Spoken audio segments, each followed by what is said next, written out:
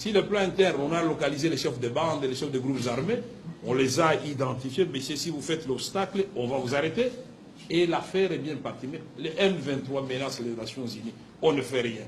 Et alors, un autre aventurier va menacer et les gens continuent à mourir. Voilà ce que nous disons. Guerre par procuration, ça peut être les multinationales, ça peut être les pays voisins, malheureusement, aussi les Congolais. Et ils bombent les torses, ils disent « je suis un grand rebelle ». Mais vous n'êtes pas rebelle, monsieur. Vous êtes un pantin parce que utilisé par des pays étrangers pour déstabiliser votre propre pays. Ce sont des choses que nous devons bannir.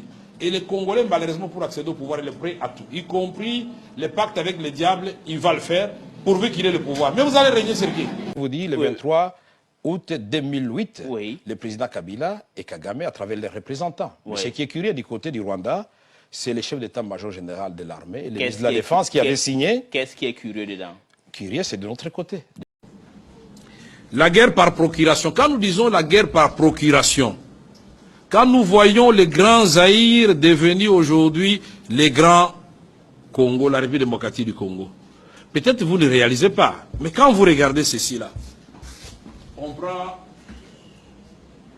vous prenez ça comme ça, dans la quête un peu longue, hein, et vous allez comme ça, donc ça descend quelque part là-bas, puis ça remonte. Ça c'est la RDC, non? Oui. À peu près, oui. Mais regardez ici, là. Le Rwanda, c'est là. Le Burundi, c'est là. On vous dit que c'est des pays mis ensemble, entrent dans la République du Congo combien de fois? 64 fois. La Belgique, c'est combien? La France, c'est combien? Mais comment un pays comme ça, vous vous réveillez un matin, vous êtes en train de pleurer que celui-là a giflé celui-ci? Est-ce que c'est normal? Non. Ici, vous avez l'Ouganda. Là, vous avez la République des Soudan du Sud, n'est-ce pas? Là, vous avez la RCA, n'est-ce pas? Et là, vous avez nos voisins d'en face ici, Brazzaville. Et là, vous avez quelque part l'Angola, Zambie et la Tanzanie, là, puisque la Zambie part d'ici. Mais ces pays avec 9 voisins. Mais notre vocation, justement, c'est d'être une puissance. Mais on nous fait des guerres par procuration à travers les voisins. Les guerres par procuration à travers les multinationales. Pourquoi nous avons cessé d'être un État où les gens peuvent venir conclure des contrats et espérer, dans le cadre de ce qu'on appelle coopération gagnant-gagnant, encore que le mot, ce sont les multinationales qui l'ont inventé. Gagnant-gagnant, mais il faut ouvrir les yeux. Ça peut être toujours déséquilibré. Mais les gens préfèrent là où ils peuvent gagner peut-être à l'échelle, mais pendant longtemps, et être sûr que la situation sera stable. Mais quand ils sont conscients que vous êtes une bande d'aventuriers en train de diriger un pays, ils vous font la guerre, et donc toute cette partie à l'est de la République démocratique du Congo est paralysée. Mais paralysée pendant ce temps, on vous a dit, le professeur Bakali vous avait dit, Walikale, dans le nord Kivu, à Walikale, nous sommes allés faire ma campagne, on avait atterri à 17h, non? Oui, oui. Quand vous atterrissez à Walikale, le pilote russe vous dit on doit faire un petit tour parce qu'on doit atterrir sur une route asphaltée. Ce n'est pas une piste. Oui. Mais qu'est-ce qui s'est passé à Walikale? Walikale, on était en train de construire la route par les Allemands. Il y a une partie qui devait partir de Kivu et une autre partie de Kisangani. Et les deux routes devaient se rencontrer pour relier Bukavu à Kisangani. Mais quand ils arrivent à Walikale, tiens, ils creusent, les Allemands se regardent, ils disent, mais comment? Qu'est-ce que nous voyons là? Ça, c'est pas la cassiterite. Et puis, ah, l'or. Mais ils viennent de Kisangani, ils arrivent au niveau de Banalia ou... Oui, je crois. Ils creusent, ils voient, ça c'est de l'or. Eh bien, la route n'est jamais finie. Les Allemands, de part et d'autre, ont exploité pendant 4 ans. Et le président Mobutu se demandait, mais Zélan aussi la Teponanini.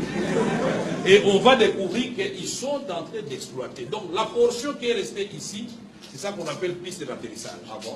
Et je vous dis que cette piste d'atterrissage a plus de vols par jour que l'aéroport international de Lubumbashi.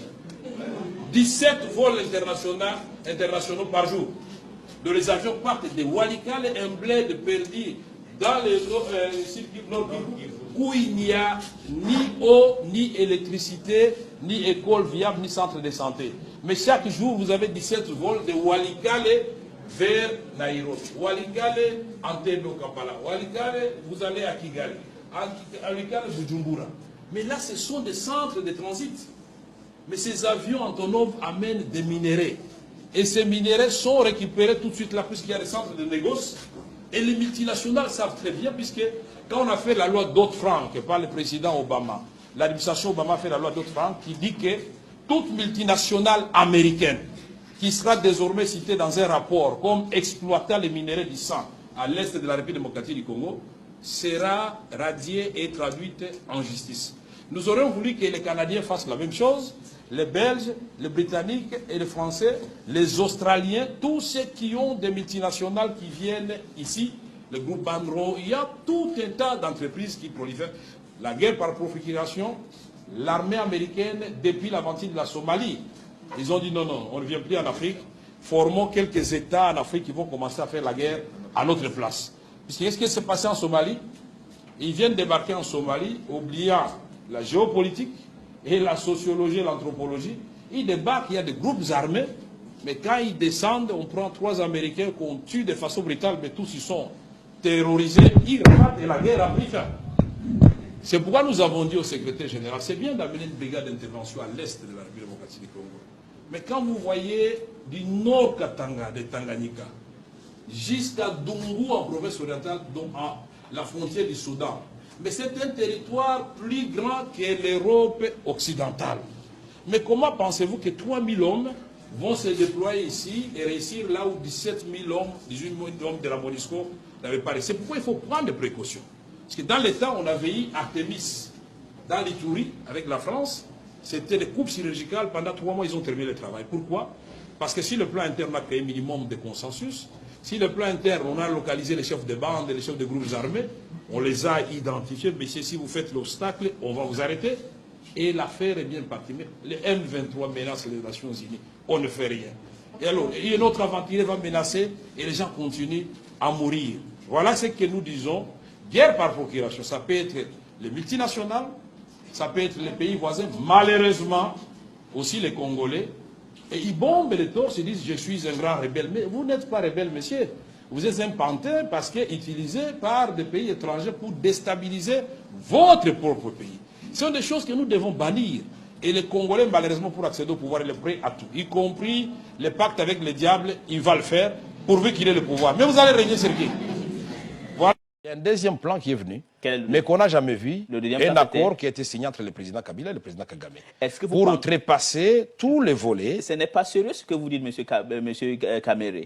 Si vous aviez un plan pour pacifier l'Est du Congo ou l'ensemble du pays, et l'Est du Congo, c'est toujours là où il y a l'instabilité dans votre pays, et ce plan approuvé à l'Assemblée nationale, elle n'a pas été appliquée. Pourquoi? Est-ce que c'est parce qu'il y a eu un autre plan entre Kabila et Kagame? Justement signé le 23 août 2008, 8 mois après. On va revenir sur votre plan là. Exact, on va revenir sur mon plan, mais je voudrais vous dire, le 23 août 2008, le président Kabila et Kagame, à travers les représentants. Mais ce qui est curieux du côté du Rwanda, c'est le chef d'état-major général de l'armée et le ministre de la Défense qui avait signé. Qu'est-ce qui est curieux dedans? Curieux, c'est de notre côté. De l'autre côté, c'est le ministre de l'Intérieur qui a signé à la place du ministre de la Défense, ce plan-là. C'est l'inspecteur général de la police qui a signé à la place du chef d'état-major général de l'armée.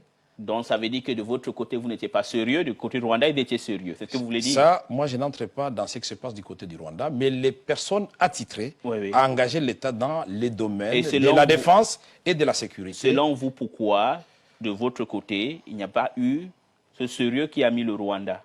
Et je crois qu'il y avait d'agenda caché. Je crois, et je suis convaincu de cela. Parce que je ne peux pas comprendre qu'au moment où nous sommes en discussion avec la rébellion de Laurent Nkunda, nous avons approuvé les recommandations et les résolutions après la conférence de Goma, et il ne reste plus qu'à les appliquer. On va chercher un raccourci où le peuple congolais apprend à travers la radio et la télévision que les troupes d'un pays qui venait d'agresser le Congo, qui a occupé le Congo pendant plus de 5 ans, reviennent au Congo pour pacifier le Congo. Donc ça veut dire que votre président, M. Kabila, est toujours sous la coupe de Kagame et du Rwanda alors? C'est vous qui le dites. Non, non, c'est pas moi qui le dis. Moi, j'ai non, dit si tout vous faites les simplement... interprétations que vous donnez là, ça veut dire que M. Kabila ne peut pas gérer des choses. Il prend les instructions de Kigali. Nous sommes dans une interview. Oui, c'est une question que je vous pose. Et comme vous êtes démocrate comme moi, oui, je respecte vos déductions. Oui, mais moi, tout simplement, ce que je vous dis... Bon, mais en tant que le futur président du Congo... Ah, merci, que Dieu vous entende. Voilà, oui. vous partez aux élections, comme Gbagbo a dit, on ne va pas aux élections pour perdre. Oui. Vous allez pour gagner. Oui, exact. Alors, si vous gagnez maintenant les élections, qui va se tenir en novembre, oui, alliez-vous revoir les termes de négociation qu'il y a eu entre la République démocratique du Congo et son voisin, le Rwanda?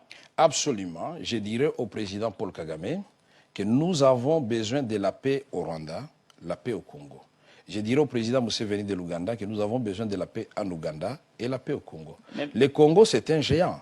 Le Congo, quand il est instable, c'est toute la région qui est instable. Le Rwanda peut avoir l'illusion d'avoir une paix, mais c'est toujours fragile. Oui. Quand tous les anciens rebelles du Rwanda, les anciens militaires d'Abiyarimana se trouvent encore sur le territoire congolais... Et c'est la faute du Rwanda, ça? C'est pas la faute du Rwanda. C'est pourquoi je voudrais lui dire que nous avons intérêt à inscrire la recherche dans la paix à l'est du Congo dans un contexte régional. D'accord. Mais... sous-régional, parce qu'il ne faut pas chercher des solutions aux problèmes internes du Rwanda au Congo. Mais...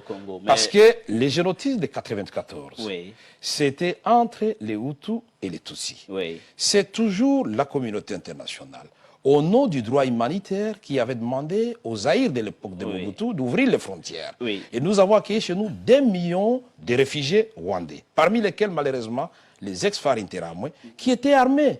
Armes et munitions, chars et tout ce que vous voulez. Par votre gouvernement? Non, ils viennent de chez eux. Mais ce que je voudrais Mais souligner vous les avez ici... soutenus toujours, vous les avez cachés. Parce que non, ils sont entrés chez nous. Oui. Je suis en train de parler d'abord... Mais monsieur Vital, je vais non, revenir là sur le vous problème. êtes en train... C'est très important. Oui, je suis en train de montrer la responsabilité de départ et la défaillance de la machine internationale dès le départ. Puisque au moment où ils sont entrés chez nous, quand ils entraient chez nous, au nom de l'opération turquoise, si on les avait désarmés... Un peu comme en Côte d'Ivoire.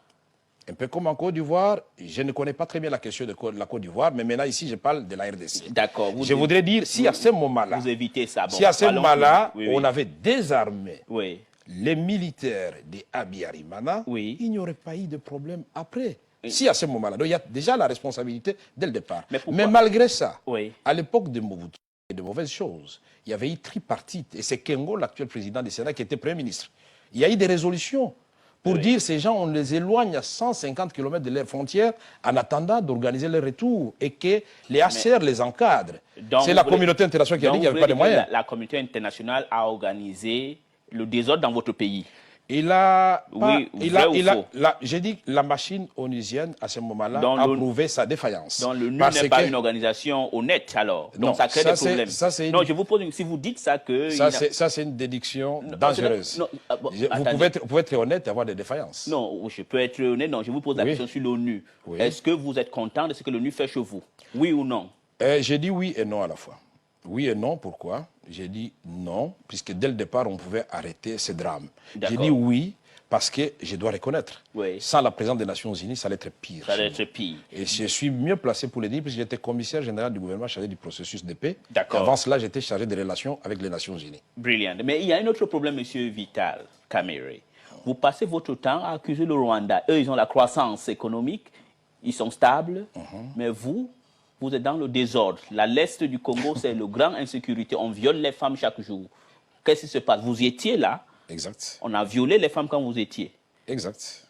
Qu'est-ce que vous aviez fait? Je ne suis pas d'abord une armée, mais ce que je dois dire, sous ma présidence à l'Assemblée nationale, nous avions voté une loi pour condamner tout est érigé en... Et même